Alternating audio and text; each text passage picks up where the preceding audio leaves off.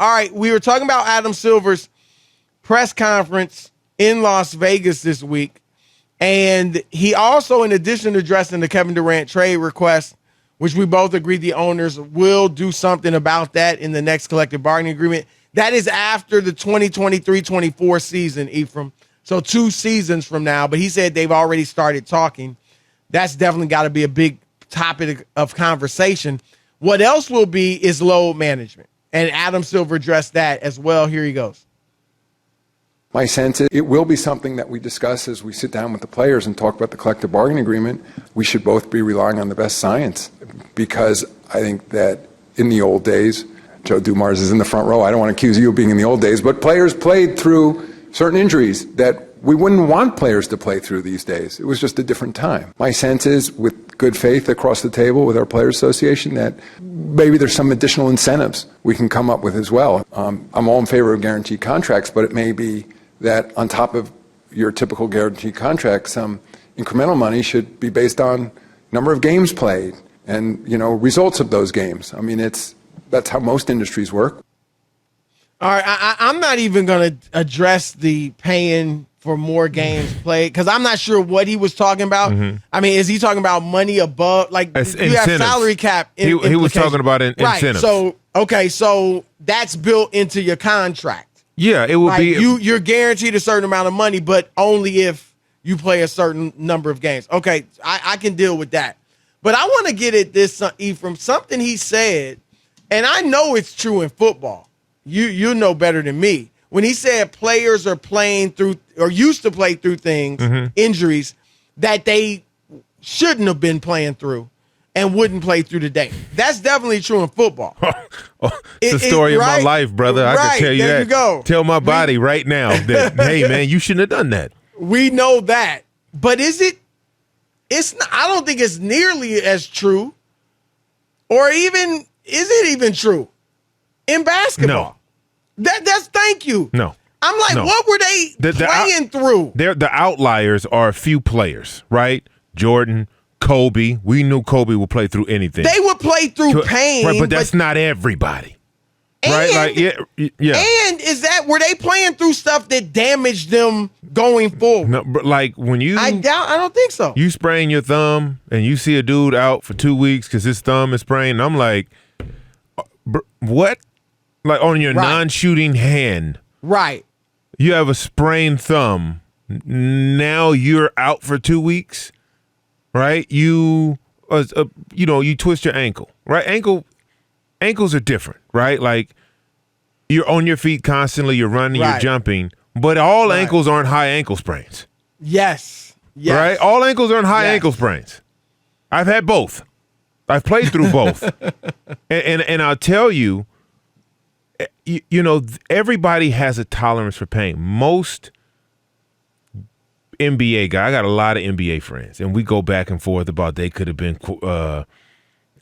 football players, and I could have been in the NBA. Like we have these conversations all the time. And the one thing I always say is like, your tolerance for pain is not high enough to be a football player.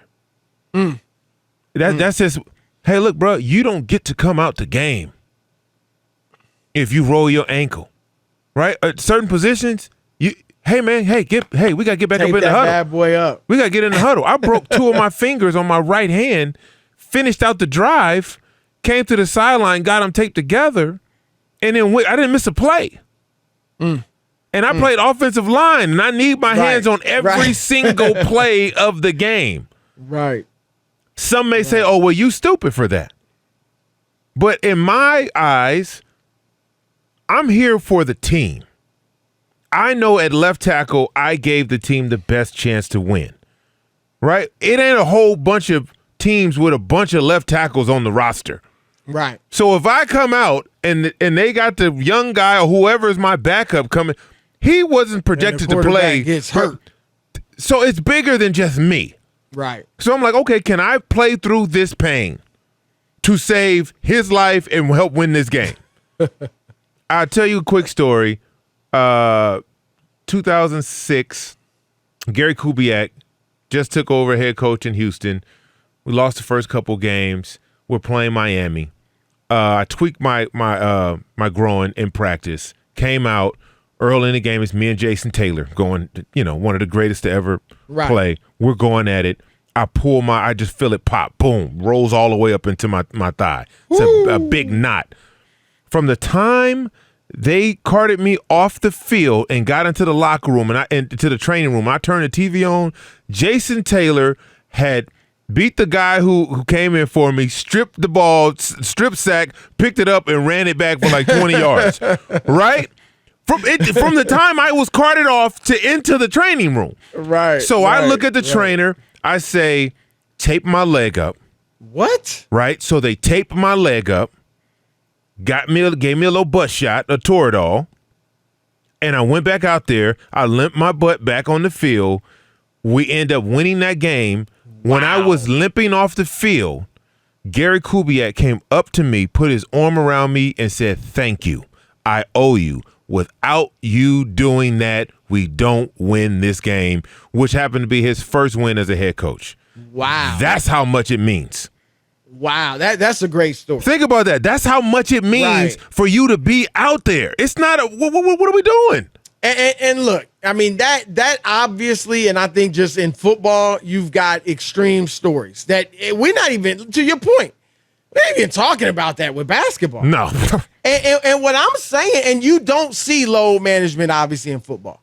You see it in basketball and you see it in baseball, particularly with pitchers. But here's what I'm thinking, Ephraim, and he said we're going to let the science decide. I mean, I don't like that because the science, I've talked to teams.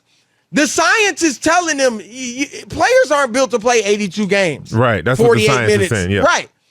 I bet you the science was telling you.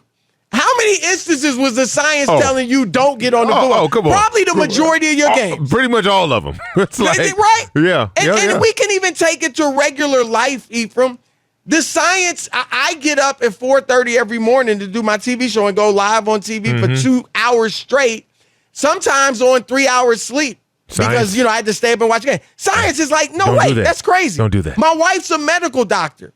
She's on call. Sometimes she's up for more than 24 hours straight. The science is saying don't do that. Lawyers, Wall Street. Okay, Hey, I'm married up. I'm married up. I see you. I'm doing this for fun. All right, not because I have to. Nah, I actually do have to. But, you make too much money to be doing this for fun, man. I don't want to hear that. The Wall Street, the brothers on Wall Street, they work those people like crazy. The science says that's nuts. So I don't really want to hear about the science. And I don't want to hear about lesser, shorter careers. Kevin Garnett played 20 years. Vince Carter played 20 some odd years. Kareem played 20 some odd years. Jason Kidd, John Stockton, Kobe Karl played Malone, 20 years. Kobe, we can go on and on. So to your point, it's hard. It's do you want it? It's what you can tolerate as far as pain. And so, but Adam's a player's own commissioner. And that's where that comes from.